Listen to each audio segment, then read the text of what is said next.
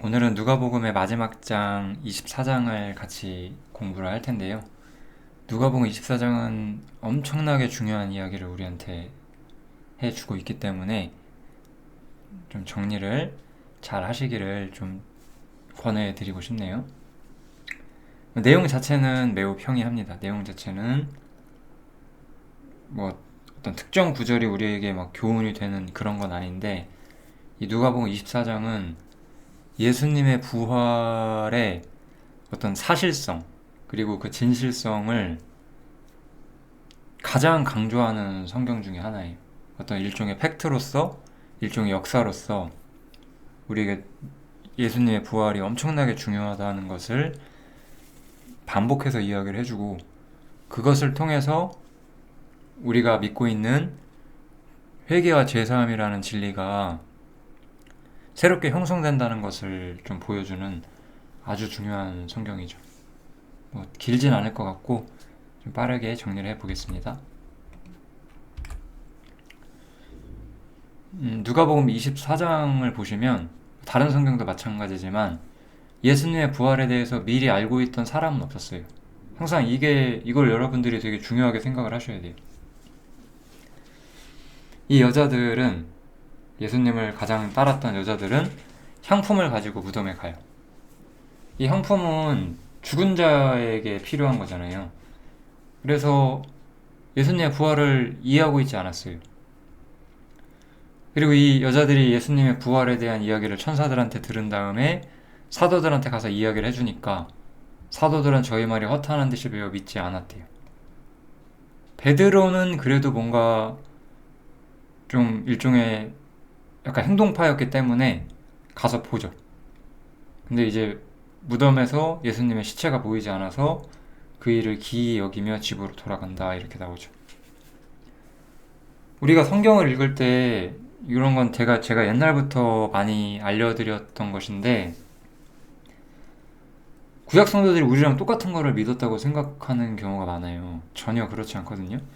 구약 성도들은 부활을 믿지 않았고, 여기서 말하는 건 예수님의 부활을 믿지 않았다는 거예요. 마지막 날에 모든 사람이 사는 부활은 다 믿고 있었죠, 이 사람들도. 어쨌든 이들은 예수님이 죽으시고 부활한다는 것을 받아들이지 못했어요. 그러면 이 사람들이, 그러니까 믿음이 없었던 건 아니잖아요. 그런 걸 우리가 관심을 갖고 봐야 돼요. 저는 예전에 성경 보면서, 그럼 이 사람들은 언제 믿게 된 거지? 부활을 안 다음에 믿은 건가? 그러면 그 전까지 12사도를 지낸 거는 믿음이 아니었던가? 막 이런 게 되게 궁금했었던 시절이 있었거든요. 자, 그런 부분들을 정리를 하기 위해서 누가복음 이야기를 하는 거예요. 여기 24장에 보시면 부활에 대해 아는 사람은 없었어요. 이걸 유심히 일단 기억을 해놓을게요. 그런데 이제 예수님께서 부활을 한 거예요. 그리고 이것이 분명한 사실로서 누가복음에서는 제시가 되고 있죠. 그래서 여자들이 예수님의 시체가 없어서 찾고 있는데 두 천사가 나타나요. 사람의 모습으로 천사가 나타나서 어찌하여 산 자를 죽은 자 가운데서 찾느냐라고 물어보죠. 여기에 계시지 않고 살아나셨다라고 천사가 먼저 선언을 해줘요. 갈릴리에 계실 때 너희에게 이렇게 말씀하셨던 것을 기억해봐라. 인자가 죄인의 손에 넘겨 십자가에 못 박히고 3일 후에 다시 살아날 것이다.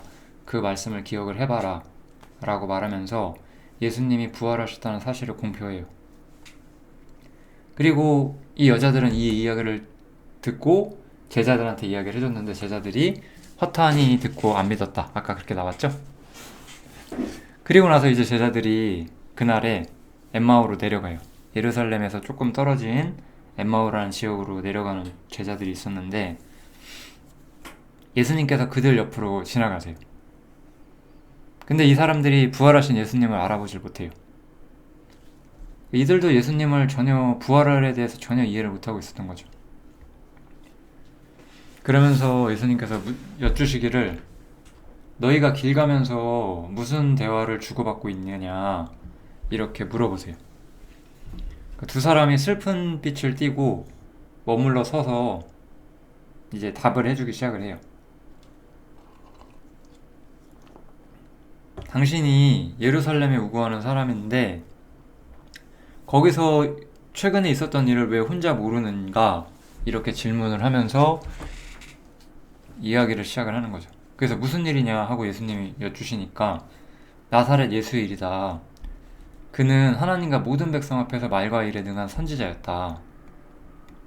그런데 우리 대제사장들과 관원들이 사형 판결을 넘겨주어 십자가 못 박았느니라 이렇게 자신들의 실망과 어떤 슬픔을 이렇게 이야기를 하는 거예요. 왜 실망했냐 이 사람들은 우리는 이 사람이 이스라엘을 구속할 자라고 바랐다는 거예요. 우리는 이 예수가 이스라엘을 구속하고 하나님이 약속하신 축복 속에 우리를 넣어줄 거라고 생각을 했는데 그게 안 됐다는 거예요. 그래서 너무 아쉽고 슬프다는 것을 이야기를 하는 거죠. 그러니까 이 사람들은 예수님을 이스라엘을 구속할 자로서 믿고 있었어요. 그런데 주님이 죽으시고 부활하는 것은 전혀 믿고 있지 않은 거죠. 부활에 대해서 이렇게 믿지 못하는 거예요. 또 어떤 얘기를 하냐? 우리 중에 어떤 여자들이 우리를 놀라게 하였으니 이는 저희가 새벽에 무덤에 갔다가 그의 시체는 보지 못하고 와서 그가 살으셨다 하는 천사들의 나타남을 보았다. 이 이야기도 이 사람들이 들었잖아요.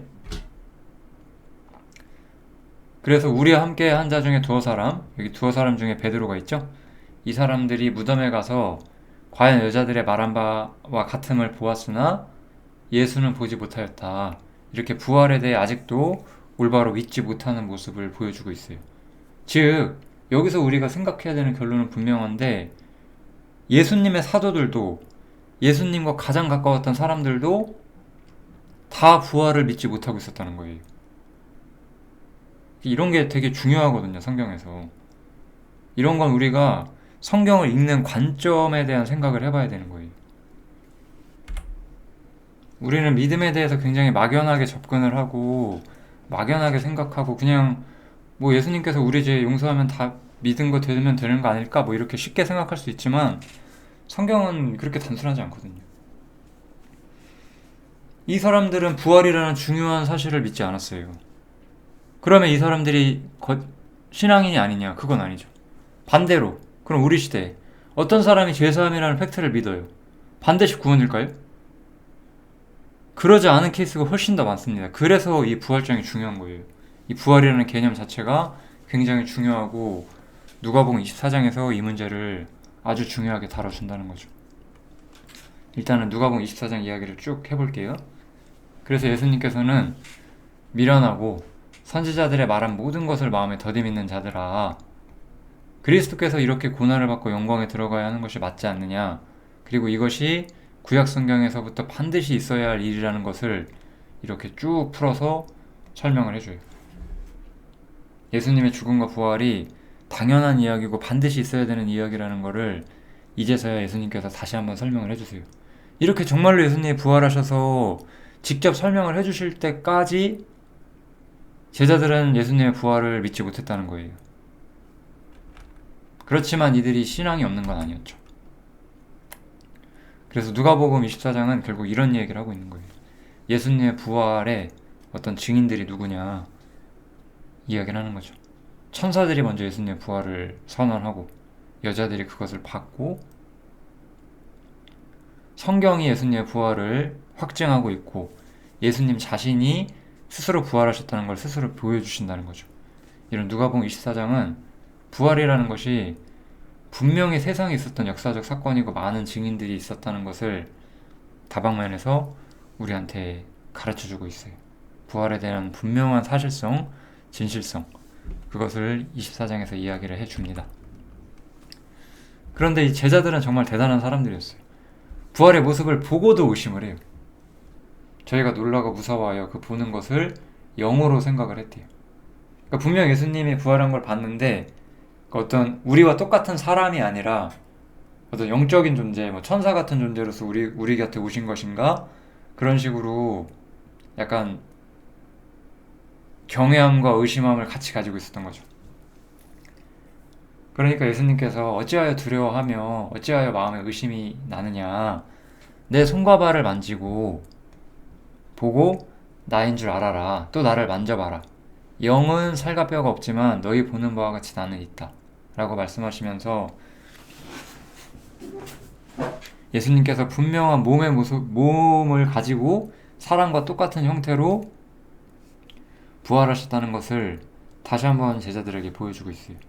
그러니까 예수님의 부활은 어떤 특수한 시점의 순간적인 일종의 영적 존재 혹은 천사와 같은 존재가 이 세상에 잠깐 오신 것이 아니라 정말 우리와 똑같은 몸으로 사람의 몸으로서, 물론 이제 부활하신 예수님의 몸은 첫째 사람과는 달랐겠지만요, 그런 모습들을 다 가지고 사람으로서 오셨다는 거죠.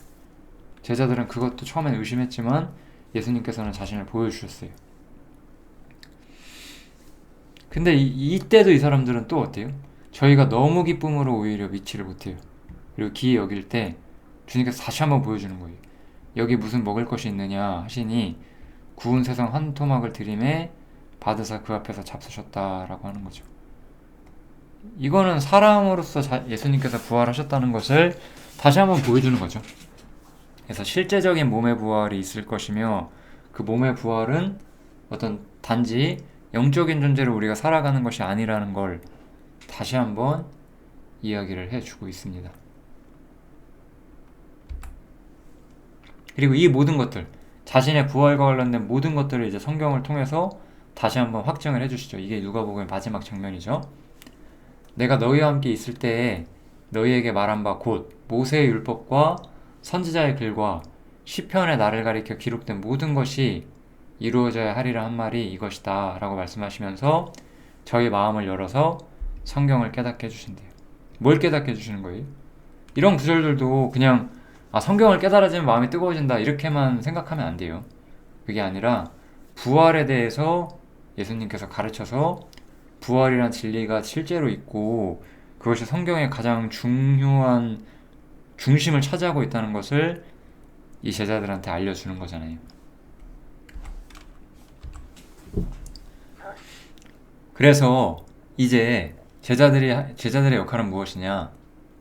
그리스도께서 고난을 받고 제3일에 죽은 자 가운데서 살아날 것과 또 그의 이름으로 죄사함을 얻게 하는 회개가 예루살렘으로부터 시작하여 모든 족속에게 전파될 것이 기록되었으니 너희는 이 모든 일의 증인이다 이렇게 말하죠. 한마디로 뭐죠? 예수님의 부활을 통해서 죄사함과 회개를 전파하는 증인이 된다는 거죠. 즉 우리의 메시지의 핵심은 회개와 제사함이 맞아요. 회개와 제사함이 맞는데 이 회개와 제사함이 전파되기 위해서 반드시 필요한 게 부활이었어요. 그럼 왜 부활이 회개와 제사함을 전하는 핵심이 되느냐? 그런 부분들이 우리가 좀 중요하게 생각을 해야 되는 거예요. 구약시대 때는 회개와 제사함이 전파되지 않았어요. 왜냐면 그때는 율법 아래 있었고 회개와 제사함이 가진 진정한 메시지가 어느 정도 가려져 있었기 때문에 제대로 알 수가 없었죠. 그럼 이제 회개와 제사함이 뭔지 마지막으로 정리를 하고 누가복음 24장을 좀 마치도록 하겠습니다. 부활에 대한 이 생각들을 좀 정리를 해볼게요. 부활이 어떤 의미가 있는 것인지. 제자들은 분명히 이스라엘을 구속할 자라고 주님을 믿었지만 부활은 믿지 않았어요. 그러니까 어떤 성경을 어떤 사실을 얼만큼 믿느냐가 그 사람의 믿음을 정하는 건 아니라는 거예요. 예수님의 부활, 죽음과 부활을 믿지 못했다는 문제가 이 사람들이 가짜라는 걸 말해주진 않아요. 그러니까 사실 제자들과 바리새인은 믿음의 수준이 비슷했어요. 지식의 수준은. 똑같이 이 사람들은 이스라엘의 구속자가 올 거라고 믿었고 이스라엘의 구속자가 오면 자기 나라들을 구원해 줄 거라고 믿었던 건 똑같았어요. 똑같이 그들은 그 인자가 죽은 자 가운데서 사흘 만에 부활한다는 것을 전혀 모르고 있었죠. 그렇다면 바리새인과 이 제자들은 무슨 차이가 있을까요? 예수님을 향한 그들의 마음의 진심이죠. 실체.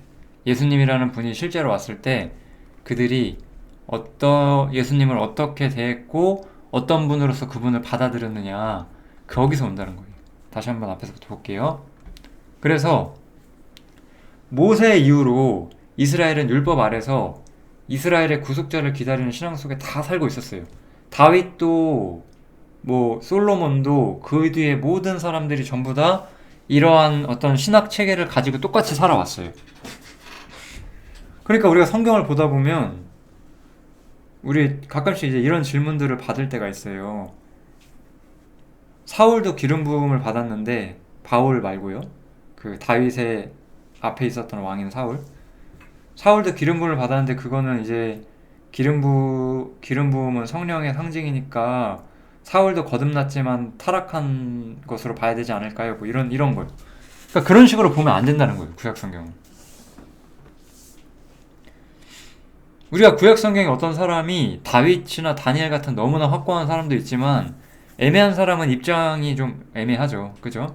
그런 것들을 우리가 100% 판단할 수 없는데, 왜 그러냐면 이스라엘은 율법 아래서 똑같이 이스라엘의 구속자를 기다리는 신앙 속에 살고 있었어요. 그러니까 알곡과 가라지가 같은 시스템 속에 있었어요. 이들은 전부 다 율법을 중심으로 살아왔어요. 제자들도 율법을 하려고 노력하며 살았고, 바리새인들도 준수하려고 노력하며 살았어요. 물론 이 두 부류의 사람들은 실제적인 삶의 모습에서는 굉장한 차이가 있었을 거예요. 그러니까 우리는 삶을 보고 알 수 있는 건 맞아요. 그렇지만 겉보기에는 그들은 똑같은 시스템 속에 살고 있었다는 거죠. 근데 이거는 정말 어려운 문제죠. 예를 들어 우리가 지금도 기독교가 있는데 이 기독교 속에서 누군가는 진짜고 누군가는 가짜인데 죽어봐야 알아, 이렇게 말하는 거는 정말 어려운 문제잖아요.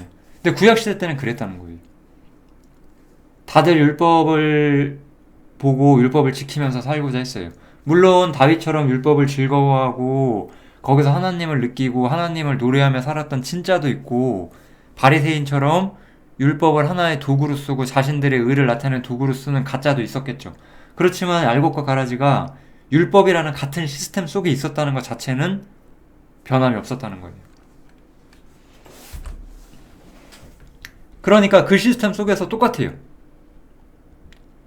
예수님을 따르던 사람들도 땅에서 복을 기다리는, 따르지 않던 사람들, 바리새인 같은 사람들도 땅에서 복 얻기를 기다리는 게 똑같았어요. 왜냐하면 유대교라고 하는 것은 율법을 지킴으로써 땅에서 복을 얻기 위한 신앙이었거든요.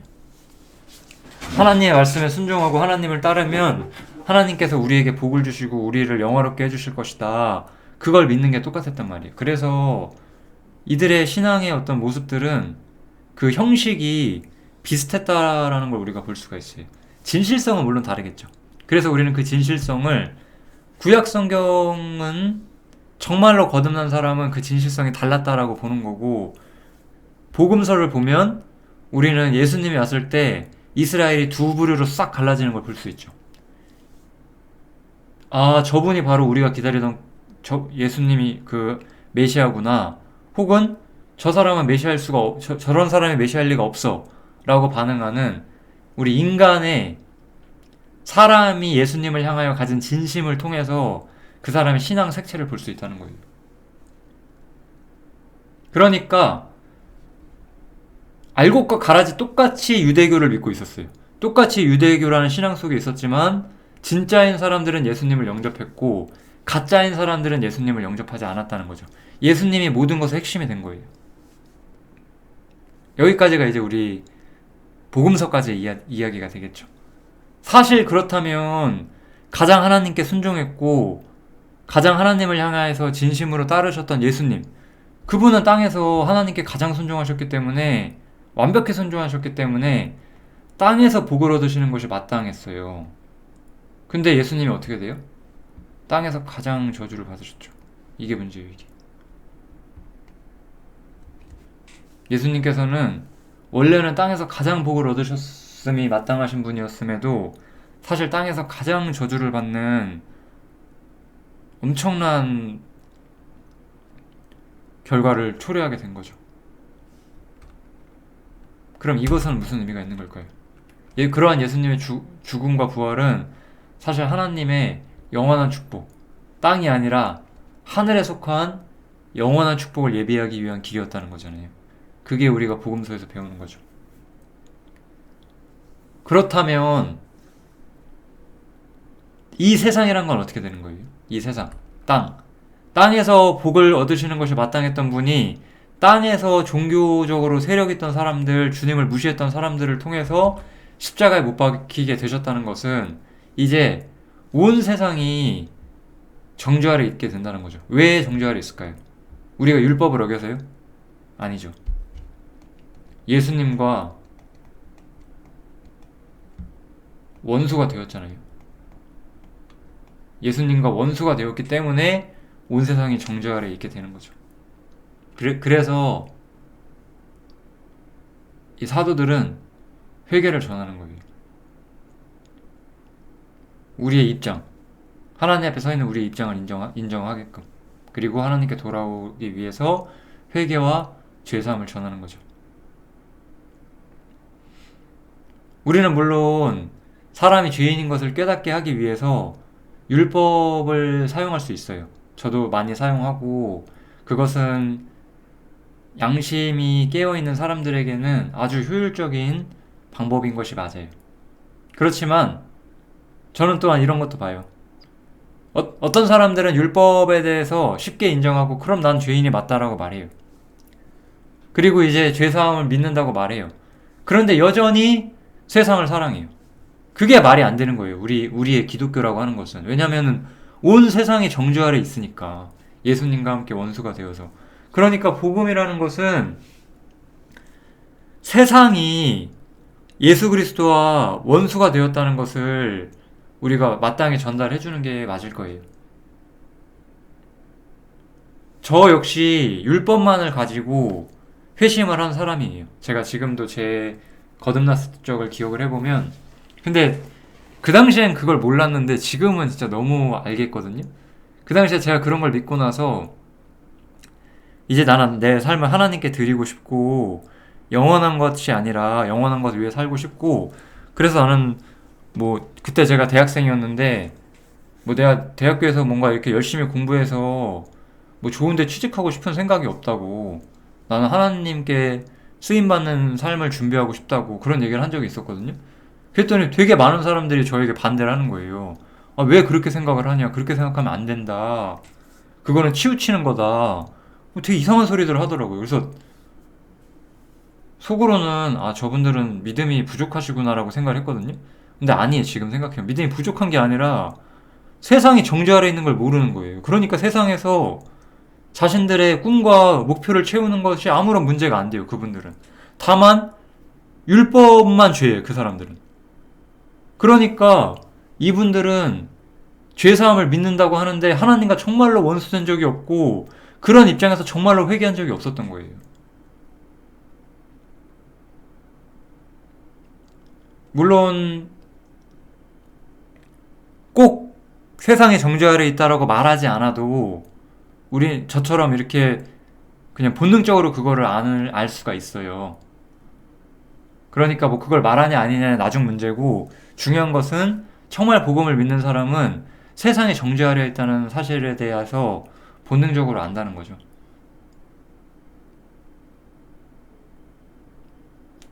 그러니까 결국 회개와 제사는 뭐예요? 온 세상이, 온 세상과 모든 사람이 지금 하나님의 심판 아래 들어가 있는 거잖아요. 세상 전체가.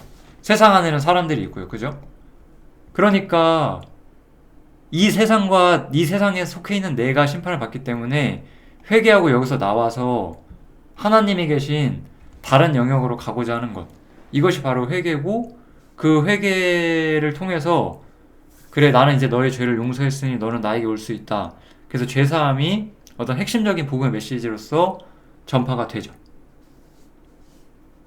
근데 이 세상의 문제와 땅의 문제를 해결하지 않은 채로 얄팍하게 율법에 대한 죄, 율법을 어긴 것만 우리가 용서된다고 했을 때 실제로 세상과 여전히 벗으로 사는 사람들을 저는 너무나 많이 봤어요. 아니겠죠. 우리 기독교라는 것은 그것을 허용하지 않는 거예요. 과거 우리의 선배들, 율법 아래에 있었던 사람들은 알곡과 가라지가 같은 시스템 속에 있었어요. 근데 물론 지금 기독교도 사실 엉망진창이 됐죠. 그렇지만 그거는 그들이 타락했을 뿐이고 기독교의 어떤 입장은 언제나 똑같아요. 기독교의 입장은 언제나 똑같죠. 한번 정리해볼게요. 그래서 나는 율법에 따르면 나는 살인하고 가늠했어. 나는 죄인이야. 그러니까 예수님께서 내 죄를 용서해서 난 이제 용서받았어. 이제 난 천국 갈 수 있어. 그렇지만 세상은 여전히 사랑해. 아무 소용이 없다는 거예요. 왜냐하면 앞에 보세요. 제자들하고 바리새인들하고 똑같이 예수님을 구속할 자라고 믿었고 또 똑같이 부활을 안 믿었는데도 제자들은 진짜 주님의 사람이었고 바리새인들은 가짜였잖아요. 그러니까 어떤 메시지의 내용 자체가 우리의 진정한 신앙을 표현하지 않는다는 거예요. 복음에 대한 지식을 단지 말로 읊는 것이 진짜 그들의 믿음을 전혀 설명하고 있지 않아요. 다만 이제 우린 뭘 봐요? 세상이 무엇인지를 보죠. 세상이 하나님의 정죄 아래 들어갔고 세상이 주님을 십자가에 못 박혔고 이제 주님은 부활해서 세상이 아닌 곳으로 가셔서 우리를 기다리고 계세요.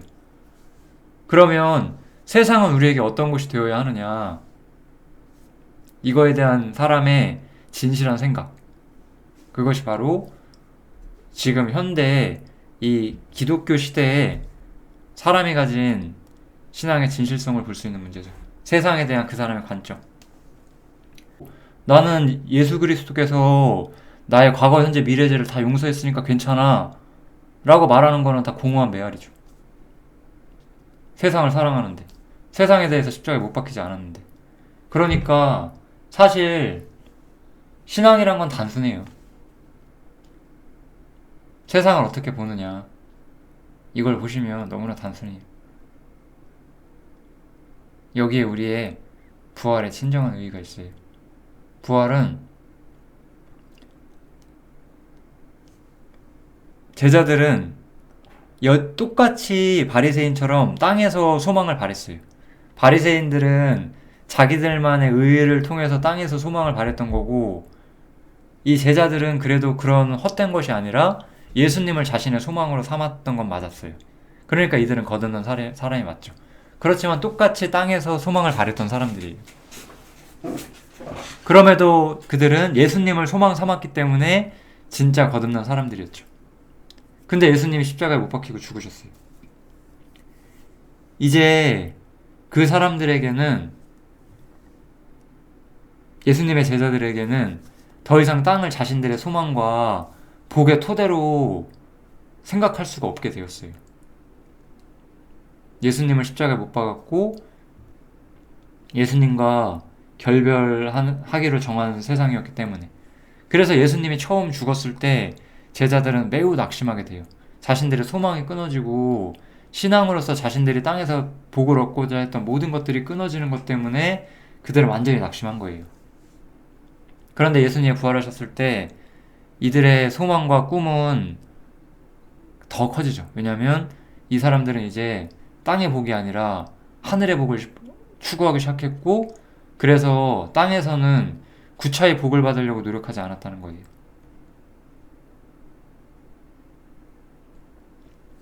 예수님께서 우리 죄는 다 가져가셨고 우리의 죄는 용서했지만 나는 세상을 사랑한다. 그건 그리스도인이 아닙니다. 그리스도인들은 부활을 믿는 사람들이에요. 그러면 또 마찬가지예요. 그렇다고 또 어떤 사람이 이러면 안 돼요. 저 사람들은 죄사함만 알고 부활은 모르네? 그럼 거듭난 거 아니야. 그런 뜻이 아니에요. 이 부활이 의미하는 게 뭐예요? 부활은 지식이 아니에요. 부활을 통해서 우리는 세상에 대한 나의 입장, 기독교를 대하는 나의 입장, 나의 위치 이런 게 너무나 선명하게 서는 거예요. 어떻게 우리가 부활을 아는데 명목상의 기독교에서 똑같이 세상 편에서 설 수가 있어요? 그거는 대적하는 거죠, 하나님을. 세상과 벗이 되는 것은 언제나 하나님의 편이 되는 것이 아니에요. 부활이 우리에게 그러한 의미를 전달해주는 책이에요. 단지 어떤 지식이 아니라 예수 그리스도의 부활이 얼마나 중요한 것인지를 생각해 보시면 너무나 좋을 것 같습니다.